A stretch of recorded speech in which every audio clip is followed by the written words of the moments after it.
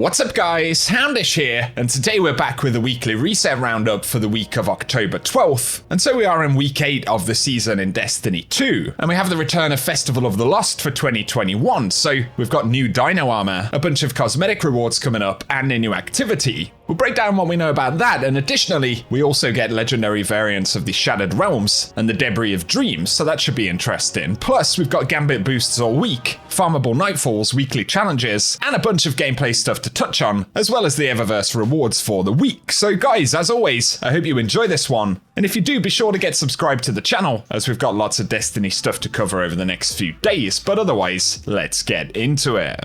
And now as we dive into the gameplay stuff for the week, we do have Gambit boosts all week long, so if you want to get bonus Gambit ranks, it's going to be a pretty good time to jump in, but also Team Scorched returns to the Crucible all week long. And as always, Trials will return on Friday. Then when it comes to the Vanguard stuff, the Lake of Shadows is going to be the featured Nightfall, so it'll be a fairly easy one to get done, or a fairly quick one should we say. And the featured weapons this week are going to be the Palindrome, as well as the Swarm. And of course, if you complete the Grandmaster variant, then you will get the Adept versions of those weapons. But up next, the Festival of the Lost is going to return this week. Bungie have been a little bit quieter than usual ahead of the event launch, but it'll likely take its usual kind of form, be about collecting currencies, masks, completing triumphs, and unlocking new rewards. So we'll be doing a lot of this via a new activity called Haunted Sectors, and they do sound like haunted lost sectors of some sort, but also we're going to get the dino armor sets that we voted for a few months back via the Eververse store. And otherwise, we'll have to see what's new when we visit Evil Levante and the Tower to get started in the event. And as always, I will keep you posted here on the channel with any info worth knowing. So let us know if you're diving into Festival of the Lost this week, but to some of the other season content, the Debris of Dreams will return as the featured Shattered Realm, and this week we also get the legendary variant of the activity, which is going to be great if you want to unlock all of the associated triumphs and things like that. So have fun if you're jumping in, and I'll keep you posted if there are any secrets or things worth knowing about. We have finished the super long story quest for the season now, so it'll be a quiet week on the season story front. However, we do have a few new weekly challenges. So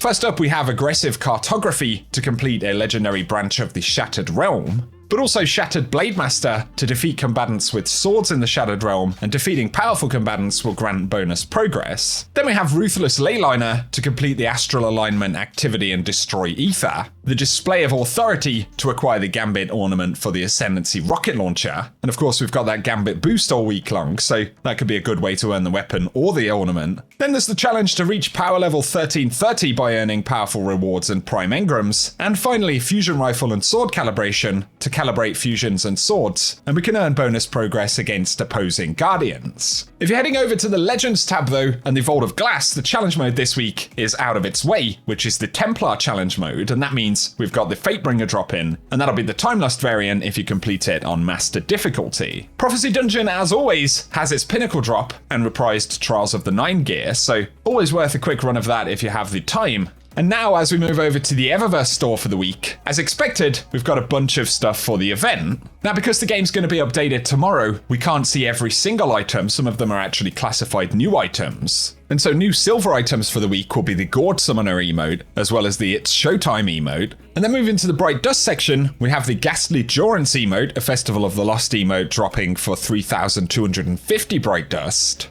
The BASALT Toxic Shader will be available for 300 Bright Dust, and then we've got this Strange Brew multiplayer emote, which is pretty expensive at 4,250 Bright Dust. But also we have the Magnificent Dance Legendary emote for 700 Bright Dust, the Infected Seeker Exotic Ship, which will be available for 2,000 Bright Dust, and then the Chiropter and Shell, which is a pretty cool bat ghost for the event. That one's 2,850 Bright Dust. And finally we have the Omnigul Mask, a mask ornament available for 1,200 Bright Dust, as well as the Fanged Projection, which will be available at 1,500 Bright Dust. Legend and Master Lost sectors for the day will be on the moon, and we'll have K1 Communion dropping exotic helmets, as well as K1 Logistics dropping exotic chests. And then over on Europa, the content rotation for the week will include Simulation Safeguard for the EXO Challenge, the Eclipse Zone will move over to Cadmus Ridge, and the featured Empire Hunt will be the Technocrat, which of course is another opportunity for Pinnacle gear. And then finally, if you are completing stuff in the Dreaming City and the Old Ascendant challenges this week, Ouroborea will be the feature challenge, and that one's found via Aphelion's Rest in the Strand. So if you want some gameplay of how to find that one, we'll run it at the end of the video. But Otherwise, for today, guys, that is everything that we have to round up in the weekly reset. And once again, I'll keep you posted on Festival of the Lost stuff, any gameplay things worth knowing about, as well as updates from Bungie right here on the channel. So, as always, get subscribed and I'll keep you up to date. But otherwise, for today, if you have enjoyed this one, a rating below really does help us out on the channel. Let us know if you're diving into Destiny 2 this week. But otherwise, as always, I appreciate you tuning in, and I hope you guys have an awesome day.